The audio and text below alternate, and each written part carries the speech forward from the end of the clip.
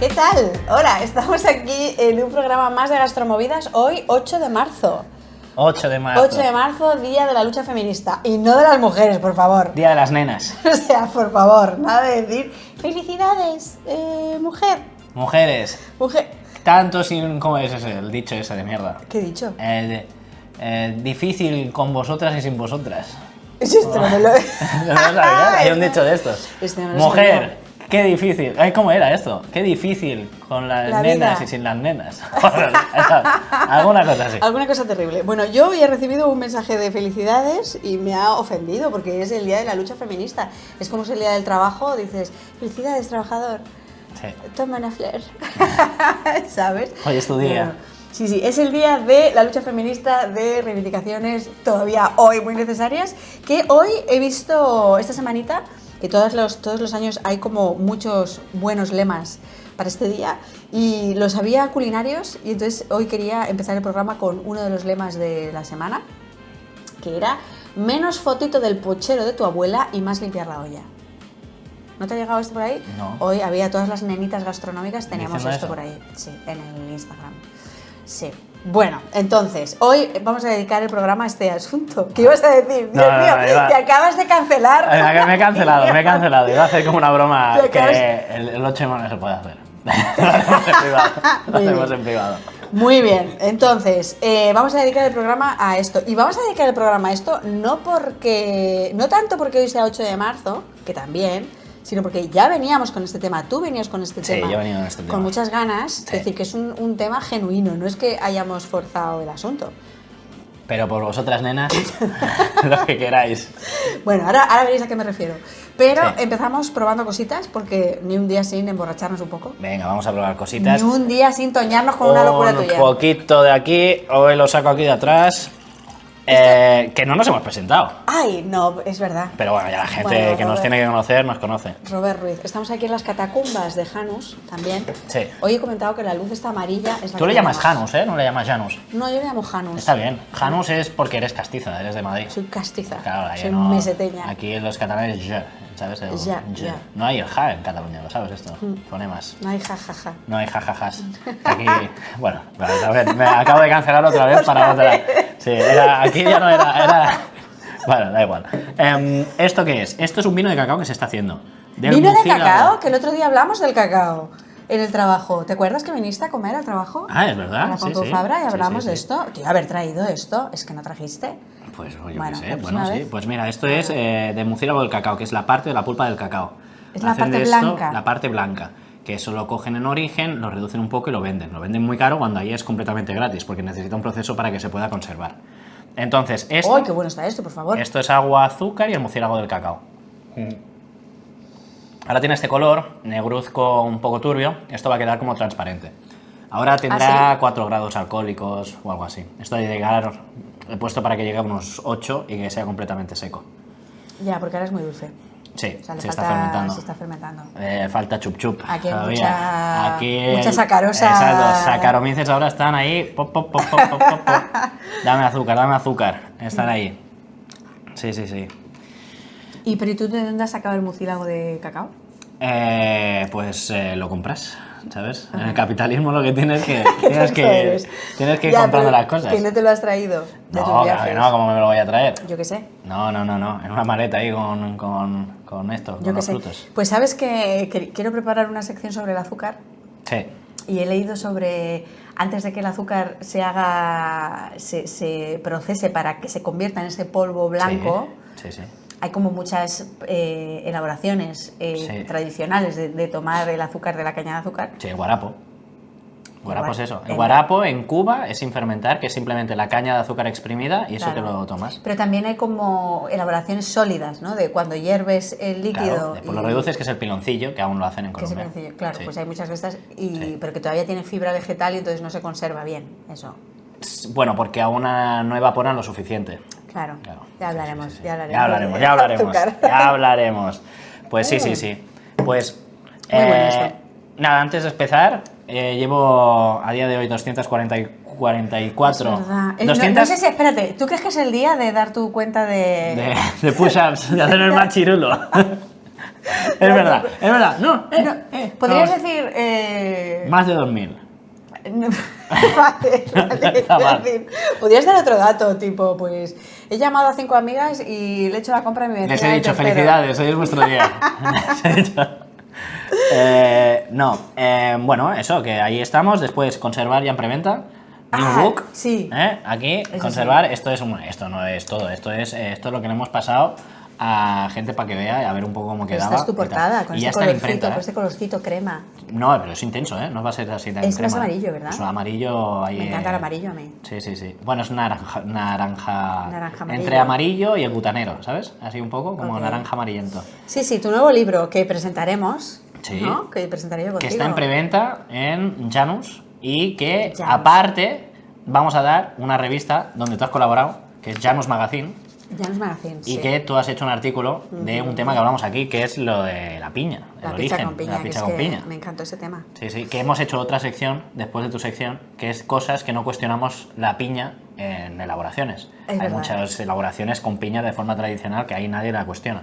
Entonces eso, está Muy guay. bien, muy bien. Sí, sí, sí. Ha dado para mucho. Sí. ¿Que podemos decir que voy a presentarlo ya contigo oficialmente o no se puede decir? Sí, sí, se puede decir, no sé, aún el Ni 7 de mayo, a Sí. principios de mayo, lo presentaremos en Barcelona. Y eso, y hacer un poquito así de charleta, de jiji jaja, ¿sí? ¿Qué ha supuesto? ¿Qué viene el libro? Nada. ¿Quieres que te pregunte eso? No. ¿Me vas a pasar las preguntas? Te voy a pasar las preguntas en un PDF para que las leas directamente. Y eso, y muy guay porque nos hace anotaciones. Claro, el prólogo del anterior fue de Ferran Adrià y hacen como anotaciones a Duriz, de Mugaritz, Diego Guerrero de The Stage y Virgilio Martínez de Central, de Muy Perú. guay. No, Sí, no, sí, muy sí, bien. hombre. Muy Todo bien, muy bien gente acompañado. que yo diría, ¿y esta gente? O sea, hace unos años yo habría dicho, ¿esta gente? ¿Qué Ya. hace hablando conmigo, sabes? Ya. Es como, joder, y ahora coleguillas, ¿sabes? Un Coleguillas. poco así. Sí, sí, es loco, tío. En las vueltas de la vida. Muy bien. Y, Ok. y, ¿Y y qué ya más? está, ya está. Sí, nada Esto. más que Bueno, anunciar. bueno, que Janus Magazine es una revista que vamos a hacer cada 6 meses, muy friki. Ujú, sí, Y la ya verdad está, que yo de sí. mi lado poco que anunciar. Pero la sacarás a la venta aquí en Sí, Janus? sí, la idea es sacarlo a la venta, lo que ahora en la preventa te la damos gratis, la primera. La primera Que es en invitamos la que nosotros. colaboro yo. Es decir, entonces... Bueno, esa es la buena, claro. Sí, sí, pero es muy friki, va a estar muy chulo. O sea, es de los proyectos que más ganas Sí, tengo de ¿eh? hacer. Sí, porque es hacer un poco lo que nos dé la gana entre 3 colegas y lo hacemos por los jijis y los jajas. Claro. Sí, sí, sí. Pero bueno, Se han escaneado se han cosas. escaneado muchas cosas. O sea, es que realmente somos 3 haciéndolo y el escáner, que lo hemos puesto como parte del equipo. Porque hay muchas cosas escaneadas. Cada revista tiene como secciones que se van repitiendo. Sí. Una de ellas, por ejemplo, es el horóscopo. Porque la idea era como imitar una revista normal. Entonces, en el horóscopo, lo que te hablamos son de diferentes tipos de horóscopos. Y en esta primera te hablamos del horóscopo gitano, que es una fantasía, porque se lo inventaron gente en el siglo XIX, franceses y españoles, diciendo, los gitanos, esos místicos, esos brujos, que tienen su horóscopo. Y eso se lo inventaron ellos, que era mentira. Ya. Entonces, te explicamos como cosas de estas. Te explico de que si tú tomas plata te vuelves azul. Entonces, todo... Ah, eso lo habíamos hablado aquí en Gastronomía. Exacto, toda la revista va a ser en azul por este artículo. Entonces, eso, cositas. Y ya está, ¿y qué más? No puedes parar de crear, ¿eh? No puedo parar de crear. No puedes parar de crear. No puedo parar de crear. Y en México me voy a ir en mayo, pero eso ya hablaremos. Spoiler ahí. Ya hablaremos, vale. Venga. Venga, pues ¿te parece que vamos a sección? Sección Special Nenas. Titis. Por las babies. Sección mujeres y empiezas tú. Sí.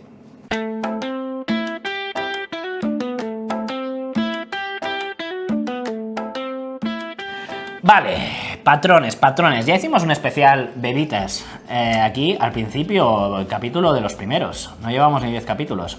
Que yo te hablé, hicimos un Ah, especial de las mujeres. cervezas. Sí, que yo te hablé de que la iconografía clásica de la bruja de Disney realmente era una maestra cervecera. Sí, es verdad. Y eso que era de diferentes artículos. Y yo te hablé de las taberneras mesopotámicas, no, de la... Yo te hablé de Cinrilín y de unas señoras que llevaban la despensa de vegetales de Cinrilín, que tenemos los nombres. Sí, las secretarias, ¿no? Sí. Sí, me acuerdo.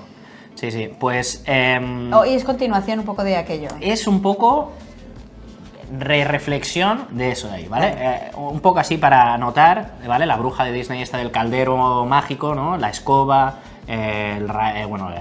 los gatos y tal, ¿no? Que para qué quiere una señora solitaria en medio de un bosque un caldero de 30 litros, ¿no? O sea, como 30 litros siendo pequeño eso. Sí. Entonces, hay diversos estudios que afirman un poco, que con toda la lógica, que esta iconografía clásica vienen de lo que llamaban las Wayfield Ale, que eran maestras cerveceras, porque la cerveza realmente antes se hacía un poco como en casa, cada persona... excedente tuyo de tu Bueno, tú comprabas granos, doméstica. sí, o comprado dentro de las ciudades, o sea, lo hacías una manera como de forma de potabilizar agua y hacerla energizante, de cierta manera, ¿no? Que eran maltas fermentadas y a medida que se iba fermentando, pues eso tú te lo ibas bebiendo. Entonces la cerveza no era una manera de conservar, sino eran bebidas funcionales de corta duración. Entonces, la manera en conservar el grano era, porque lo tenías deshidratado, entonces otra manera de conservarlo era fermentando, porque te duraba una semana y ya está. Esto empieza a cambiar a partir de 1800, con época industrial, donde se empieza a industrializar procesos, se empiezan a embotellar, donde todo cambia. Con la industria del vidrio, yo creo, todo cambia en cuanto a que ya es una buena manera para poder almacenar. Ya lleva más tiempo, ya se comercializa. Se puede comercializar y es cuando nacen estilos como la Pilsner Urquell, que es la cerveza tradicional que hoy conocemos. La Pilsner Urquell es una... ¿Urquell? Sí, Pilsner Urquell es una cervecería que aún existe a día de hoy, que es de República Checa, que hace los estilos Pilsen, que es la que ahora conocemos. Y la Helles, que es la de cerveza alemana tradicional, como Estrella Damm, todo esto es el mismo estilo, ¿vale? Es maltas claras, fermentada con una levadura en concreta, Entonces, aquí...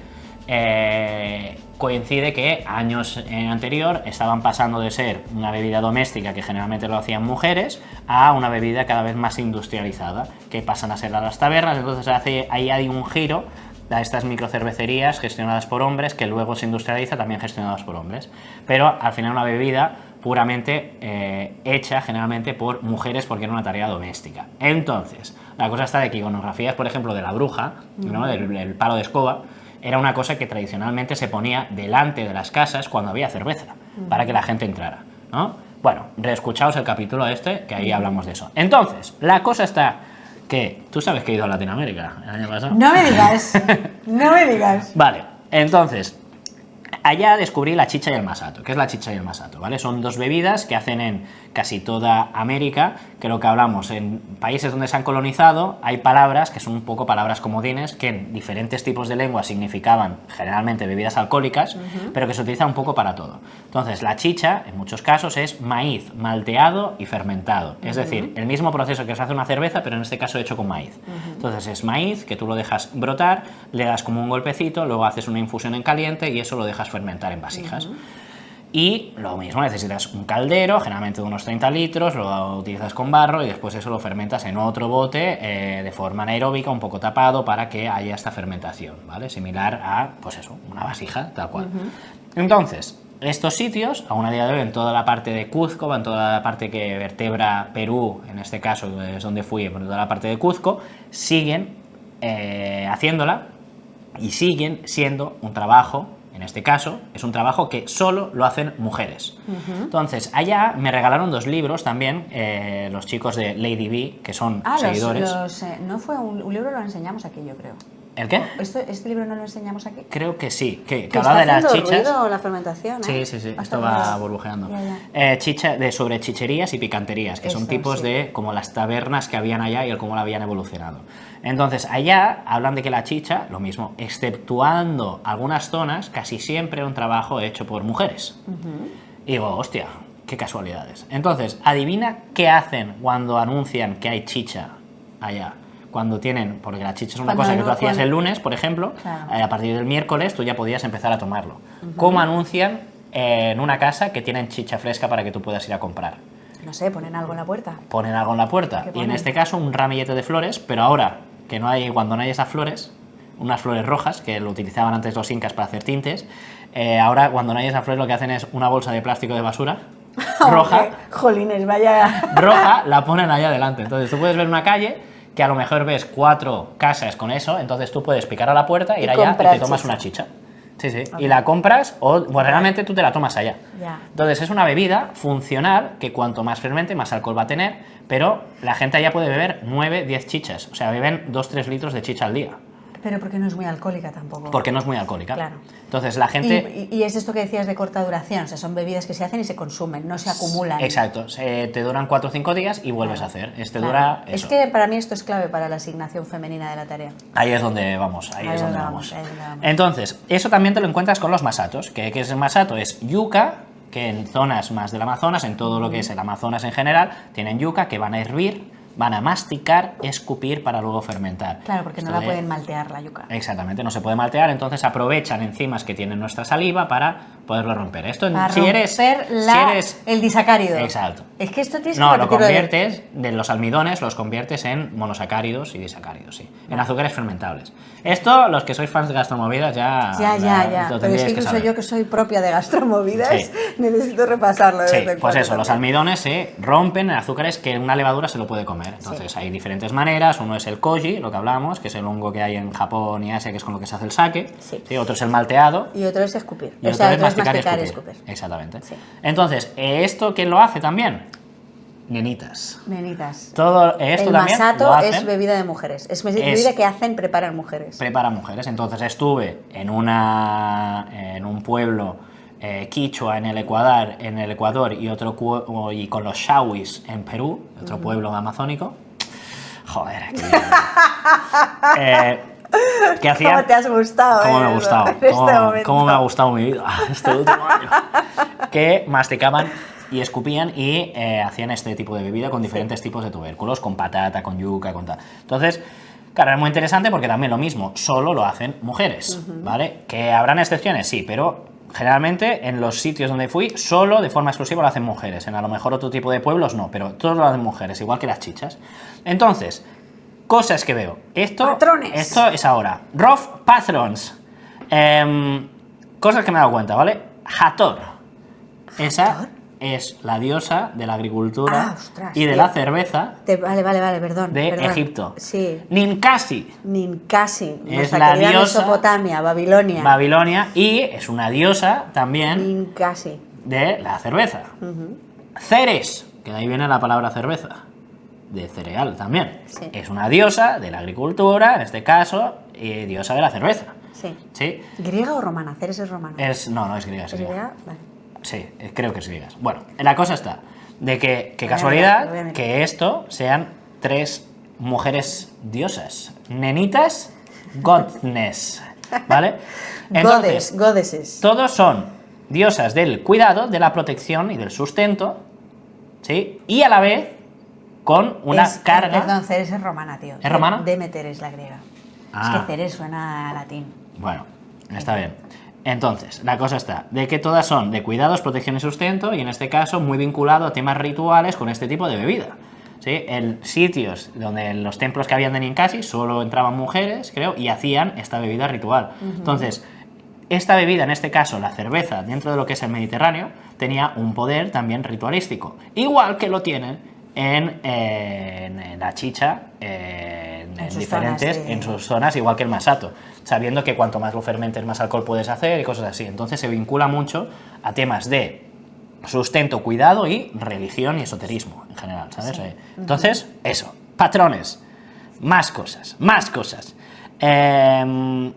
Esto, te encuentras que si te vas a África, bebidas como una que se llama chonkontou, ¿vale? Con todo esto tienes que ir a verla, ¿eh? Sí, en el Golfo de Guinea, allá, que hacen un montón, también es una bebida del mismo estilo, diferentes cereales malteados y fermentados, que es de poca duración, la fermentan 2-3 días y lo beben. Y adivina quién lo hace. También has visto que lo hacen mujeres. Nenitas.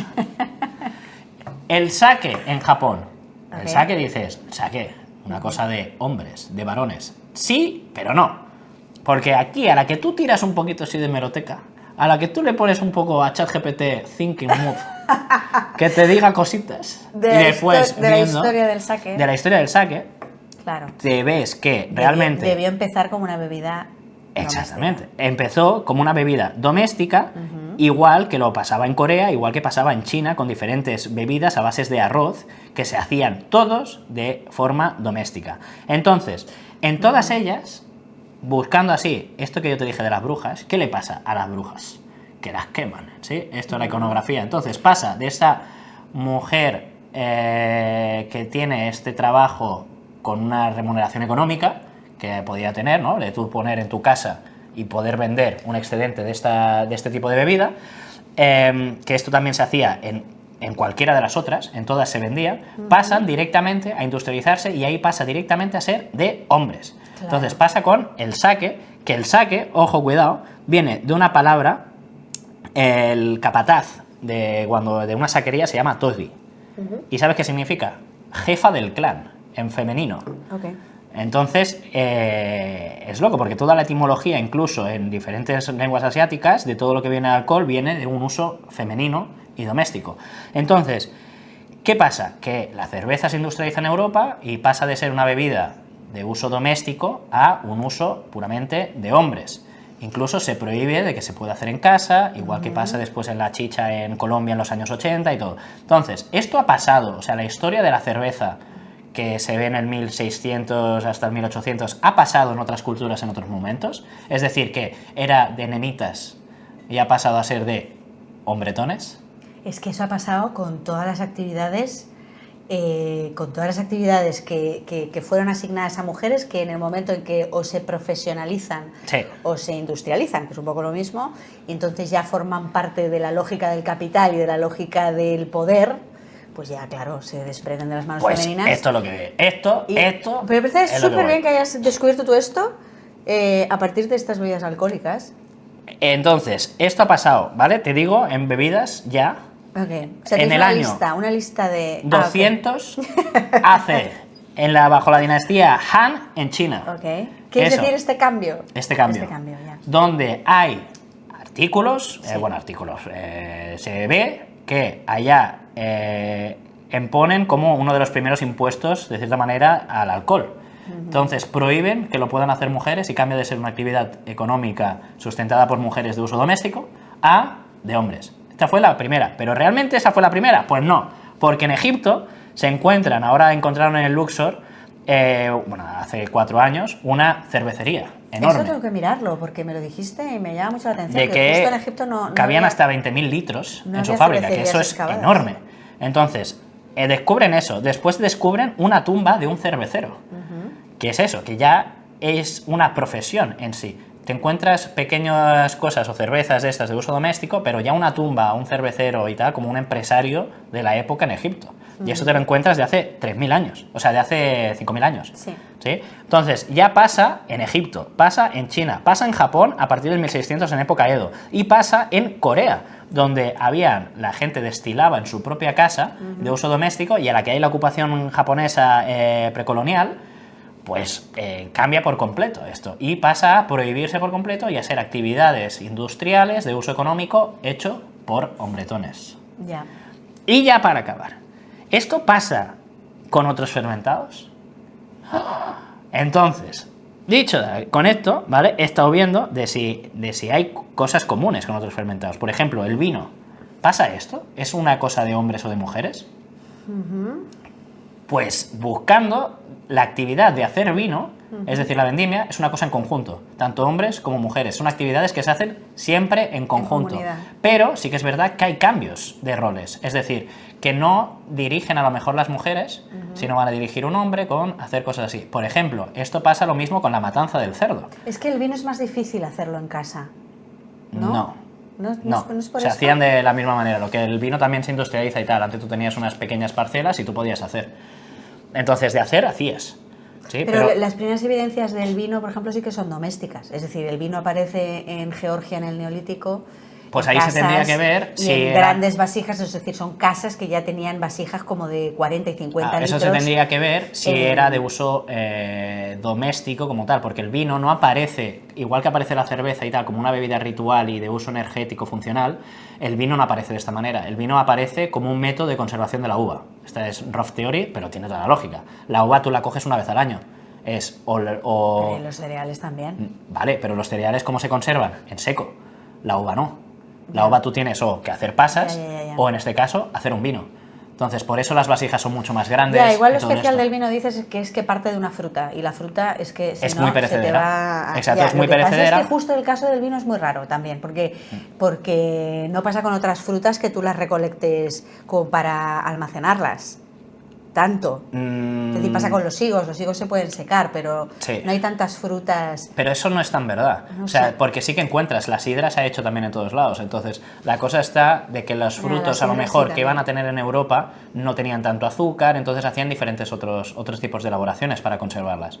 O sea, el hecho es de que siempre Pero se han intentado conservar. luego El la higo- uva también es rara el porque, higo se ha porque deshidratado, la vid, las pasas, la sí. vid, para que una planta de vid te dé uvas tienes que esperar 3 años. Bueno, ¿y qué? Pues que quiere decir que poner esfuerzo en una planta que solamente te va a dar una producción a los 3 años, en Pero sociedades tampoco- muy tempranas es una cosa curiosa. Pero tampoco tienes que ponerle tampoco tanto esfuerzo en el cuidado, Sí, ¿eh? sí que Inicialmente. bueno, no tienes que poner esfuerzo Porque en el cuidado. es una planta que vive bien puteada. O sea, cuanto más cambios de contrastes, de sequedad en un inicio, después inundaciones, cosas Ya. así, vive bien. Pero de yo creo esta que las manera. primeras vides no eran tan productivas como No eran las tan de ahora. productivas y se Entonces hicieron es como- cruces para que fuera cada vez más dulce y Sí, cosas sí. del estilo. Pero es eso. Entonces, la matanza del cerdo, por ejemplo, también es una cosa que se hace grupal, pero los hombres son los que traen el animal de fuera y hacen todo el ritual de matarlo. Y después la mujer es quien coge todo eso y lo transforma. Es la que te va a especiar, que te va a hacer los chorizos, quien te lo va a embutir y todo esto. En el kimchi pasa lo mismo que en las matanzas. Los hombres traen las verduras del campo y en este caso las mujeres son la que lo transforma. Y hacen la salsa y se hacen por distintos roles de género, en este caso estos cambios. Y por ejemplo también pasaría por ejemplo con el tucupí, que es esta reducción de yuca tal, que eso los hombres como mucho lo van a traer, van a sacar el fruto y lo van a dejar a la mujer, y la mujer se ocupa de todo lo demás. Y eso es en sí un ritual, el cómo hacer esto. Bueno.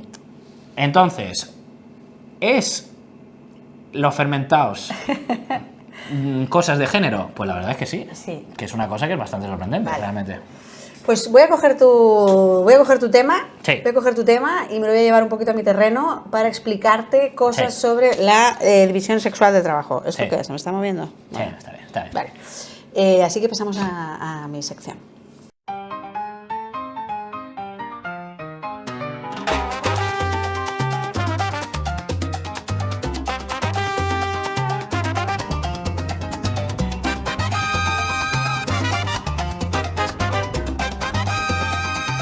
Te viene un poquito de clase histórica sobre un tema crucial en historia feminista y bueno, y en general en teoría feminista contemporánea, Sí. que es un poco qué relación tiene la división sexual del trabajo con la desigualdad de género, ¿vale? Porque esto que me hablabas, ¿no? de estas actividades que vuelven a ser actividades pues, domésticas, de cuidado, de sustento, ¿no? Que son trabajos cotidianos, que se hacen en el entorno de la familia, ¿no? En un entorno donde hay estos vínculos afectivos, que ya dijimos en el otro episodio que en arqueología en España todas las arqueólogas pioneras de los años 90 dieron con este concepto de actividades de mantenimiento, porque más allá de que sucedan o no dentro de una casa, son actividades que mantienen, que sustentan al grupo y a sus vínculos sociales, Sí. ¿no? Y entonces sí que se ha visto que muchas veces se da esta especie de triángulo estructural en las sociedades en un momento dado, sobre todo en sociedades patriarcales, se da este triángulo según el cual se da primero una división sexual del trabajo, Sí. ¿vale? Entonces se asigna a las mujeres los trabajos de cuidado y se desprovee a esos trabajos de ningún tipo de poder ni de prestigio, ¿vale? Ese es un poco el triángulo. Sí. Que es un triángulo cuyas causas y efectos no están muy claras, pero que siempre se da, Ya. o que muchas veces se da, ¿no? Entonces por eso se considera que es una cosa como bastante estructural en sociedades patriarcales. Y entonces se ha estudiado mucho de por qué, o sea, qué es lo que tiene la división sexual del trabajo que hace que esto lleve a sociedades patriarcales, porque hay sociedades igualitarias en donde a veces unas personas hacen una cosa, otras personas hacen otras, Sí. y esto no implica división de poder, o sea, Sí. esto no es diferencia de poder, ¿no? ¿Vale? Entonces, se ha señalado muchas veces que la división sexual del trabajo puede ser la semilla esta de la desigualdad entre los sexos, que es una semilla que no actúa sola, que luego pues hay otros elementos como las normas de parentesco, cómo se transmite la propiedad, cómo se acumulan las posesiones, etcétera, ¿no? Sí. Pero bueno, como que la división sexual del trabajo siempre ha estado ahí como flotando, ¿no? De qué tiene esta cosa, ¿no? De que unos hagan una cosa y otros hagan otra, ¿no?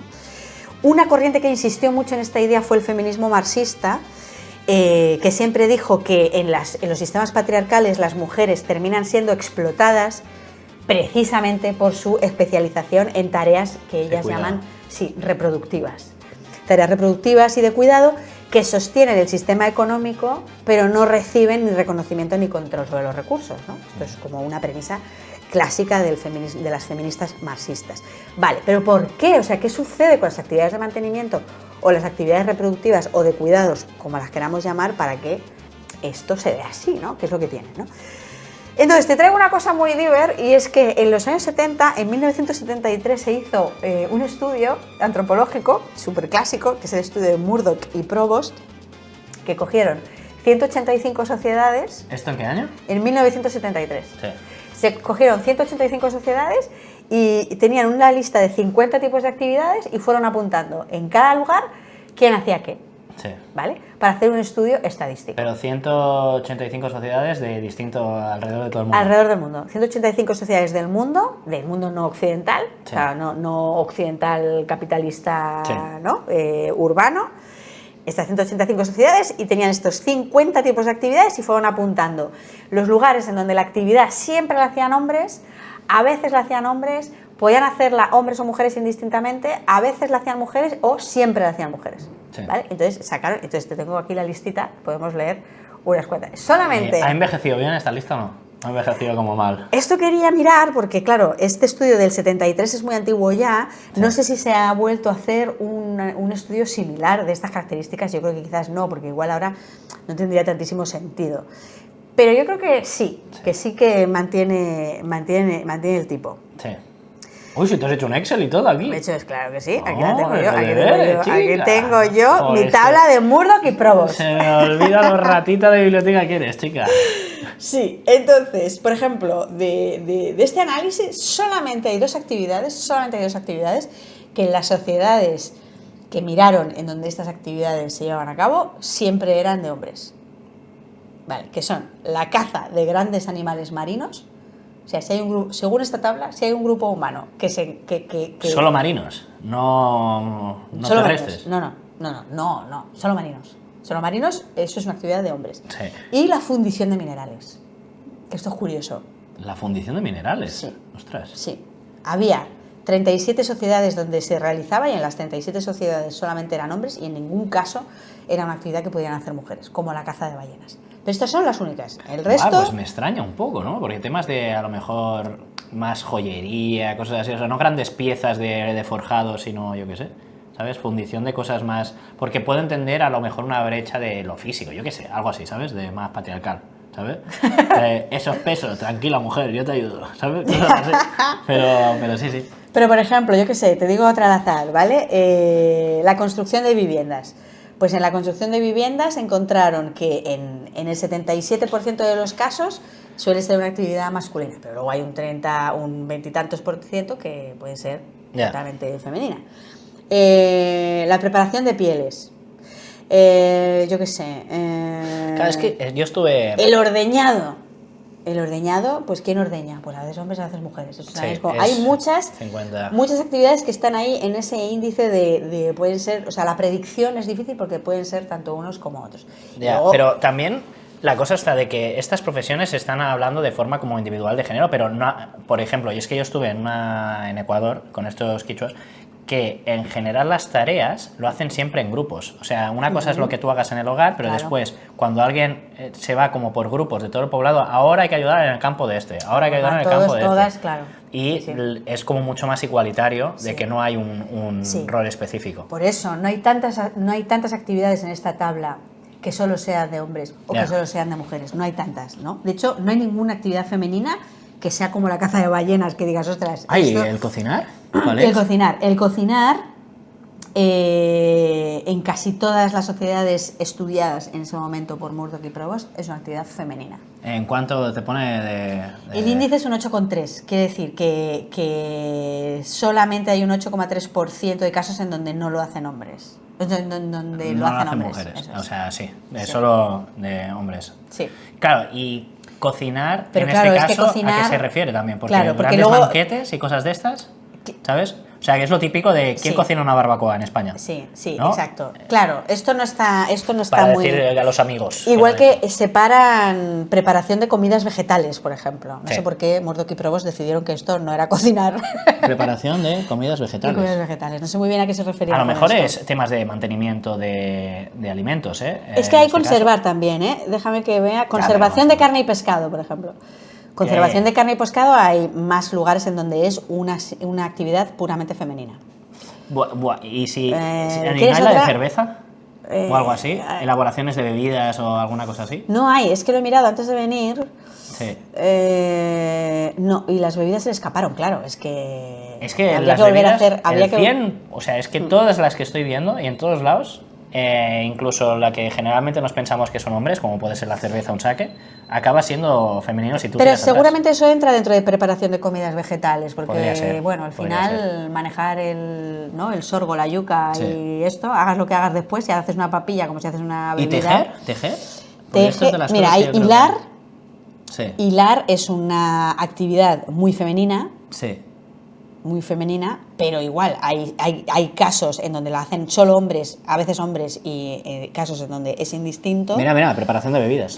Mira, aquí está, preparación de bebidas. Preparación de bebidas es prioritariamente femenina, pero mira, es menos que cocinar en este caso. Ya. Vale, bueno, pues también esto hay que decir, claro, esto fue una foto fija de Sí. cómo se hacía la antropología en los años 70 también, ¿no? Que era una cosa como... Muy barroca, ¿no? Muy barroca no, pero muy... muy casposilla. No, muy positivista, diríamos. positivista en plan que de que Positivista- los hombres son buenos por naturaleza y esas cosas. No, positivista en el sentido de este tipo de... ¿Me lo sujeto aquí? No, ¿Sí? póntelo así. Positivista en el sentido científico del término, Ya. en mirar la premisa, en estudiar las cosas como si fuesen objetos, ¿no? O sea, muy científico. Sí, muy como tecnodo... muy aplicar las ciencias naturales Sí, al a ámbito una cosa social. ¿no? A una Sí, cosa sí, sí. social. Que esto, pues bueno, en su día funcionó y luego ya se vieron las limitaciones, ¿no? Entonces estamos un poco en ese momento, ¿no? De contar cosas, ¿no? Sin mucho matiz. Yeah. Y también es una foto fija, obviamente, esto, porque las sociedades cambian. Todos estos grupos humanos, después de que fueran Murdoch y Provost, igual cambiaron, Sí. cambiaron su manera de hacer.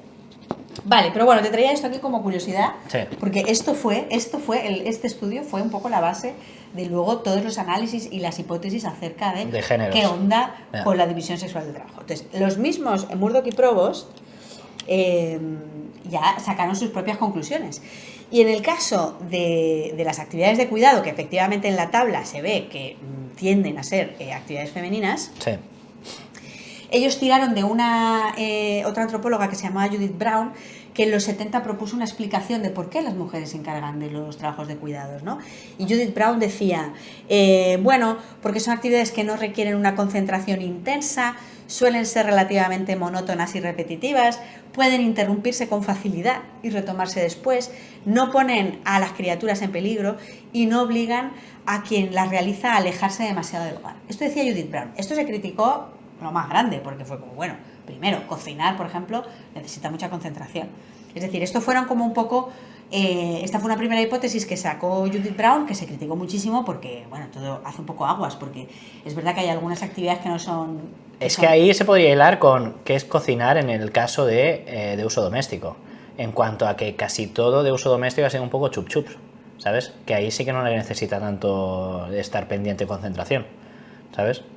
Ya, Quiero decir, sí. temas de potajes, temas de tal, de ver las distintas dietas que han tenido de uso doméstico, las distintas culturas, y ver que a lo mejor pues no está tan desencaminado, de que son muchas veces cocciones muy largas que tú no tienes que estar pendiente tanto, Claro, y en después caso de- cosas que tienes que estar a lo mejor 10 minutos en el último momento, ¿sabes? De hervir arroz, hervir lo que sea, un poco así, pero sí, sí. Sí, o esto de que no ponen a las criaturas en peligro, pues sí, es verdad que esto es un criterio importante, ¿no? Cuando las criaturas dependen de las mujeres pues para ser amamantados. Pero esto se criticó mucho porque la sí. crianza, el hecho de que los niños estén siempre, ¿no? La imagen esta de las mujeres que van a la milpa con el niño a cuestas, Sí.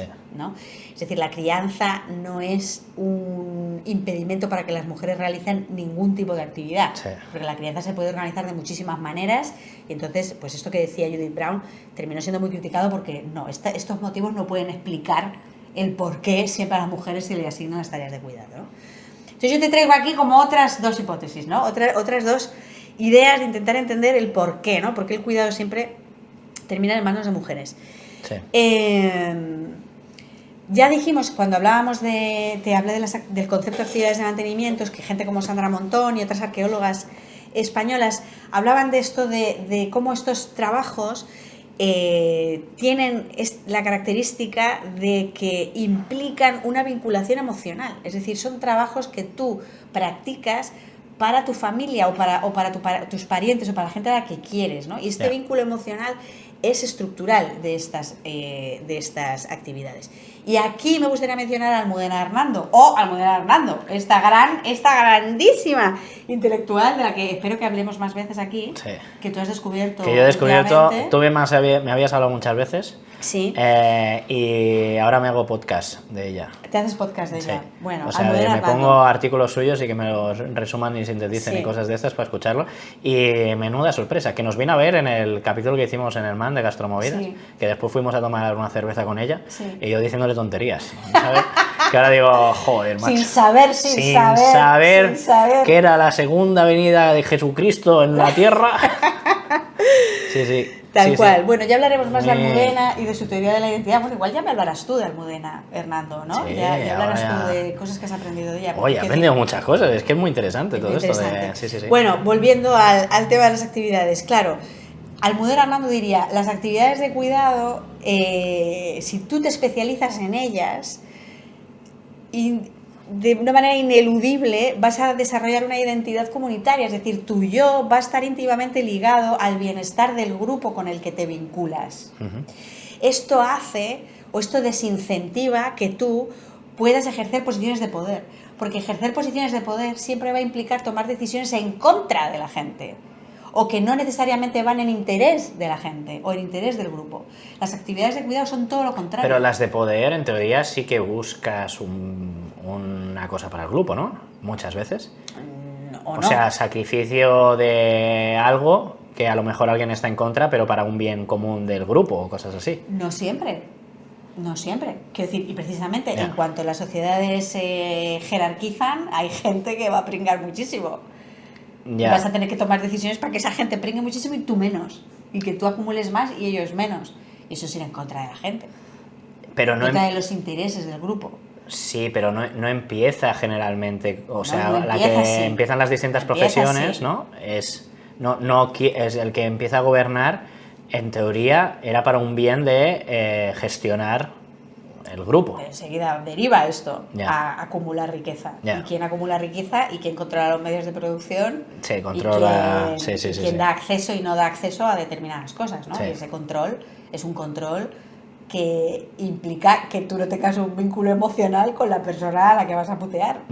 ¿No? Vale. Si tú estás todo el día realizando tareas de cuidado, ineludiblemente tú vas a desarrollar una identidad que pone el acento en el bienestar, en el vínculo, y no vas a separarte emocionalmente de la gente para poder tomar decisiones sobre su destino, para poder tomar decisiones que afecten a sus vidas de una manera que igual no siguen exactamente sus intereses, ¿no? Entonces, que al final dedicarte al cuidado de una manera un poco invisible desincentiva que tú ejerzas el poder. Entonces yo creo que esta explicación tiene un poco más de sentido o ayuda más a entender por qué las mujeres que han estado dedicadas al cuidado no han o les ha costado mucho más acceder a posiciones de poder. Que a pesar de esto, en todos los momentos de la historia, en todos los momentos históricos, hay muchas excepciones, ¿no? Siempre hay mujeres que se han apañado para saltarse este tipo de limitaciones, ¿no? Pero esta explicación a mí me parece interesante y no suele salir mucho, ¿no? El hecho, esta cosa identitaria, que las marxistas se me tirarían encima en este asunto, porque, bueno... Esto, un poco con mi tema, que he hablado de las bebidas, he visto que sobre todo en sociedades donde hay esto como divinidades mujeres, que se vinculan mucho a la religión, estas bebidas, tienen ahí más poder. Porque... No, tiene prestigio. Y aquí viene mi segunda parte. Porque una cosa es poder y otra cosa es prestigio, ¿vale? Voy a definírtelo. ¿Qué es poder? Yo por poder entiendo dos cosas. Por un lado, poder material, es decir, controlar medios de producción, apropiarse del trabajo ajeno o de las plusvalías, pero también capacidad de tomar decisiones que afectan a menudo negativamente a la vida de otras personas, ¿vale? Esto es poder. Sí. ¿Vale? Y luego está el prestigio, que las actividades de cuidado, claro que pueden tener prestigio, y en muchos momentos históricos que no fueron tan patriarcales, tuvieron mucho prestigio, porque obviamente actividades que hacen que el grupo se mantenga en pie día a día, es normal que en algún momento de la historia tuvieran prestigio, hasta que llega el patriarcado y se lo carga, ¿no? ¿Qué es el prestigio? El prestigio pertenece más bien a la esfera simbólica o ideológica. Es decir, puede haber mucho prestigio asociado a ciertas actividades y que a nivel simbólico se valoren mucho. O sea, es el está bien o está mal de forma cultural. De que un vino sea bueno o sea malo por la historia que tú puedes explicar, unas pautas que se han grabado, sí, en este caso. Plan, hacer mejor una bebida, pero es que ese mejor no es ni mejor ni peor, que es lo que se ha pactado culturalmente de que eso está bien. Es decir, el prestigio es el valor, claro, ideológico y simbólico que una sociedad le da a lo que sea, a una actividad, a una persona, pero que no implica un poder coercitivo, no implica vinculado a algo económico, sí. No implica esto, pero sí prestigio. Sí. Entonces, precisamente, yo creo que una cosa muy interesante de la arqueología feminista es estudiar cómo el prestigio de las actividades de cuidado fue en declive a medida que las sociedades patriarcales avanzaron, ¿no? Porque no es que nunca hayan importado las actividades de cuidado, han importado muchísimas veces, ¿no? Pero cuanto más patriarcal es una sociedad, menos prestigio terminan teniendo. Y esto lo explica muy bien Almudena Hernando, que ya quizás otro día lo mencionaremos, ¿no? De cómo los hombres se individualizan y las mujeres se las mantiene en esta esfera más del cuidado para que lubriquen las relaciones sociales y no se desmonte el chiringuito que tenemos. La fantasía de la individualidad, lo explica maravillosamente. Esto ya me lo he leído y me ha encantado. Esto, esta falsa individualidad, ¿no? Que hay una codependencia siempre en la mujer. Es que está guay porque es que, como tú sabes que a mí me gustan mucho temas de religiones y mitología, que todos los arquetipos un poco que explica Almudena se ve muy grabado en temas religiosos de dioses clásicos, ¿no? El machirulo Zeus, que tiene ahí sus amantes, pero ni con ellas ni sin ellas, ¿sabes? Literalmente diría eso si tuviera Twitter Zeus, ¿no? De esta codependencia un poco de la mujer aquí que me espera. Yo voy aquí picando piedras, pero a mí... O Ulises es para mí el más claro. Penélope me espera en casa, yo estoy aquí sufriendo, que estoy con una diosa 5 años, ay, qué mal estoy, que me tiene aquí raptado, con Circe. Claro. ¿Sabes? Un poco así, y después vuelve al cabo de 20 años de haber salido de casa, ¿no? Es que me fui a buscar tabaco, pero ya he vuelto. ¿Sabes? Es un poco, bueno. Sí. Bueno, pues hasta aquí estas pinceladitas sobre división sexual del trabajo, actividades femeninas, actividades masculinas, bebidas alcohólicas. Muy interesante, ¿eh? Es que, claro, hay un tema de fermentados hasta este viaje que he hecho largo, porque te he dicho que he ido a Latinoamérica. Vale. No había pensado tanto en vinculación de género con bebidas. Con alcohol. Bueno, con alcohol, pero de una manera tan estructurada y patronista, ¿sabes? Y tan sistemática. Tan sistemática. Sí.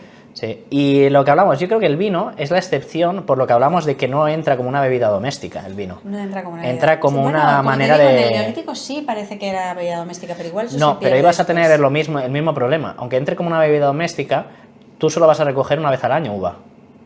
Hay una estacionalidad. Pero ¿y no pasa con la chicha y el masato que se hace? No, ¿por qué? Claro. Porque tú eso lo tienes allá. Es la manera, lo tienes... Es decir, que se puede, que tú recolectas... Claro, tú lo recolectas una vez al año, pero se mantiene porque está deshidratado. Entonces tú haces bebidas a partir de allá. O sea, a lo mejor bebidas que se hacían con pasas, que estos existen, seguramente sería de uso doméstico. Más. ¿Por qué? Porque las pasas ya se mantienen en sí sola.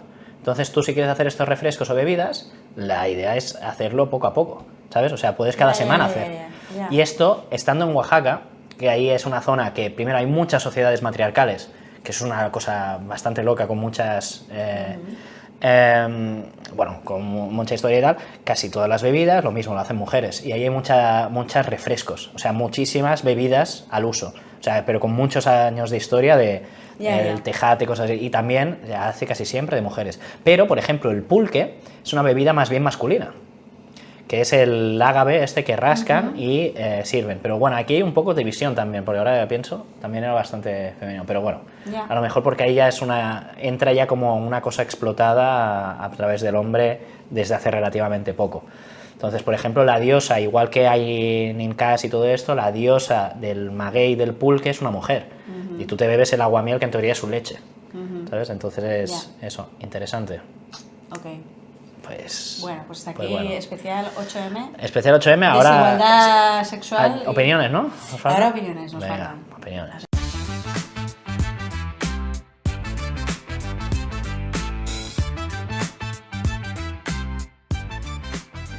Pues en opiniones te traigo yo una peli, ¿no? Que ha estado recientemente nominada a los Goya. A las Goya. Y Ay, tal. mira, yo también te diría una cosa de opiniones, antes de opiniones, Ajá. que es, el otro día vi en TV3, que la gente que no de esto, que es la historia del Monopoly, Ah, sí. que lo hizo una mujer. Ah, sí, ¿Tú lo sabías Monopoly. esto? Y se No. lo robaron en la cara. Oh, no.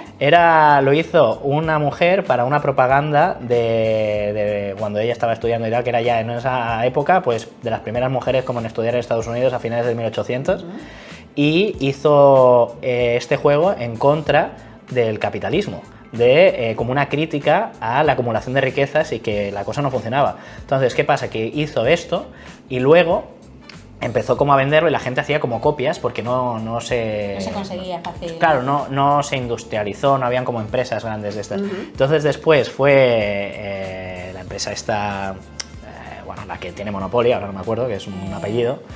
Bueno, y lo que hizo es, un señor fue allá con esto y dijo, no, esto me lo he inventado yo, no sé qué, tal, y lo vendió directamente allá. Se explotó y en los años 70 otro tío hizo una crítica al Monopoly haciendo el anti-Monopoly. Y le denunciaron por plagio. ¿Qué pasa? Que a la que fueron investigando de dónde venía todo esto, se dieron cuenta que había sido una copia. Entonces, es una cosa increíble, realmente. Yeah, y o sea, os recomiendo a todos que miréis tanto YouTube y tal, hay 1000 ahora documentos de estos, de vídeos Parker largos. Brothers ahora. Parker Brothers Parker es quien lo Brothers, compró y sí. que después lo explotó. Pero una cosa que es como el reflejo del sistema capitalismo de vamos a educar a nuestros hijos en la acumulación de riquezas, en el orden del capital de los años 70, esto en Estados Unidos, ¿no? A partir, bueno, en el 35 se hace esto como el capitalismo, como el gran sistema, tal cual, del 1935, ahí con la explotación, el que va después de la Segunda Guerra Mundial a tal, y que realmente viene de una idea y de una cosa hecha por una mujer Ya. y como crítica al sistema capitalista, Ya. ¿sabes? Qué loco. Sí. Qué loco. Sí. Bueno, Retomando opiniones, Vamos. me he visto los Goya, Sí. y he visto las pelis de este año, que había unos peliculones increíbles, y entre ellas estaba esta peli que se llama La Cena, que pensé, hombre, esto es material de gastromovidas. Sí. Que siempre estamos muy intensitas, tú y yo, con las pelis gastronómicas, pero siempre nos molan los dramas, ¿sabes? Lo que más nos Sí. han gustado siempre. Bueno, a ti te gustó de Menú. Sí, salvo de Menú, pero de Menú era... Bueno, comedia Ostras, ácida, era agria. negra, comedia comedia negra. Es reírse de las miserias. El reírse de las miserias, sí. Pues siempre hay como lo trágico. Lo trágico, sí. Lo trágico, ¿no?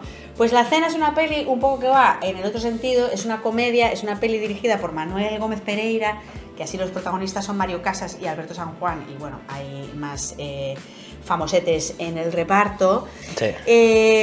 Y es una comedia sobre, bueno, la temática está situada como después de la Guerra Civil. 2 semanas después, Franco quiere cenar en el Hotel Palace. El Hotel Palace en ese momento había sido como un hospital de campaña, y entonces como que de repente tienen que moverlo todo para celebrar esta cena para el Hotel Franco. Palace de Madrid. De Madrid, sí. El Hotel Palace de Madrid. Y entonces la peli es un poco vodevil, es un poco enredo, ¿sabes? Un Sí. poco esto. Que a mí el vodevil me gusta, pero a veces cuando el escenario es así muy trágico, como en este caso, ¿no? La posguerra, la guerra civil, ¿no? Sí. El conflicto entre los vencidos y los vencedores, me cuesta un poco meterme cuando se hacen bromas blancas en este contexto. Ya. ¿Sabes? Creo que preferiría lo negro, ¿no? El humor más ácido, que cuando es una cosa más Disney. Y La Cena es un poco Disney en ese sentido. Es como un humor blanco Pero es un poco en un contexto duro, ¿no? Ya. Es como hacer chistes. Como La vida es bella, cosas así. No, La vida es bella, precisamente. Es ocultar las miserias a un niño, pero sí, pero no hay... Pero no te dulcifica, o sea, La tragedia. la tragedia. Es Sí. decir, la tragedia sigue siendo tragedia y él le pone ahí su visión de la vida más dulce, ¿no? Sí. Pero esto no, esto es poner este contexto de guerra civil y de vencidos y vencedores como un escenario para el jiji jaja, no sé. Ya. Entonces me ha costado meterme un poco. Aún así, el guión mola mucho y ahí hay como una tensión homosexual interesantísima entre Mario Casas y Alberto San Juan, que es lo mejor de la peli. Que es como, por favor, que estos dos señores terminen juntos. Entonces, esto es lo mejor de la peli y el guión de Alberto San Juan en particular es increíble. Entonces, por eso merece la pena verla. Así que yo te la recomiendo. Para ver Mario Casas y Alberto San Juan Para ver a Mario Casas y Alberto con San esa Juan tensión sexual. tonteando Y tú muchísimo. y tú querer estar en medio. Y tú de quieres los estar en dos, ¿no? medio. Aquí falta una pieza y soy yo. Así que, pues esto. Esta peliculita me he visto. Está bien. Sí. Bueno, capítulo... Capítulo otra vez extenso, Extenso, intenso. intenso. Ha sido un capítulo con mucha información esta Sí. vez, ¿eh? Sí. Y de valor, información de Eso valor. espero, eso espero. Sí, es que las nenitas nos dais tanto. Por favor, que esta sea la frase que acabe el capítulo de hoy. Bueno, gracias por escucharnos, gracias por estar y nos vemos pronto. Nos vemos pronto, chavales. Espera, no pares. Espérate, para ti. Vale.